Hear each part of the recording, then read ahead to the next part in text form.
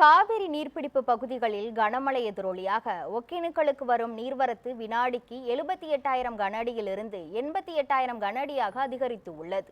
இதுகுறித்து நமது செய்தியாளர் மாதையின் வழங்கிய தகவல்களை தற்போது பார்க்கலாம். கர்நாடக மாநிலத்தில் அமைந்துள்ள கிருஷ்ணசாகர் அணையும் கபினி அணையும் முழு கொள்ளல் வெட்டியுள்ளது. இதனால் கர்நாடக அரசு தமிழகத்துக்கு சுமார் 85,000 கன அடி தண்ணீரை தமிழகத்துக்கு உபரி நீராகவே திறக்கப்படுகிறது. கர்நாடக மாநிலத்தில் அமைந்துள்ள கிருஷ்ணசாகர் அணையிலிருந்து 55,000 கன அடியும் கபினி அணையிலிருந்து 30,000 கன அடி தண்ணீரும் வரும் தண்ணீரானது அப்படியே முழுமையாக உபரி நீராகவே திறக்கப்படுகிறது. இதனால் பார்த்தீங்கன்னா தமிழகத்துக்கு நீர்வரத்து ஒரு வாரமாகவே அதிகரிக்குவதும் குறைவதுமாகவே உள்ளது. தமிழக எல்லையான பிலிகுண்டுக்கு நேற்று மாலை நிலவரப்படி 78,000 கன அடியாக இருந்த நீர்வரத்து இன்று காலை நிலவரப்படி வினாடிக்கு 88,000 கன அடியாகவே அதிகரித்துள்ளது.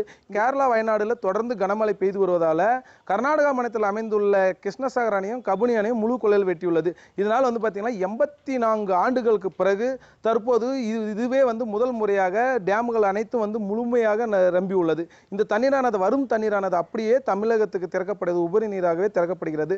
அதே பார்த்தீங்கன்னா ஒகேனக்கல் பகுதிக்கு வறண்டு போய் காய்ந்த நிலையில் இருந்த நிலையில் தற்போது பார்த்தீங்கன்னா மெயின் அருவி, சினி ஃபால்ஸ், தொங்கு பாலம், ஐவர்பாணி பகுதியிலெல்லாம் ஆர்ப்பரித்தும் செல்லும் காட்சிகளை தற்போது பார்க்க முடியும்.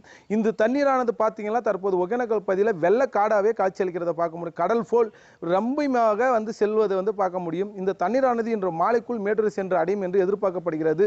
ஒகேனக்கல்லிருந்து நியூஸ் 7 செய்திகளுக்காக மாதையன்.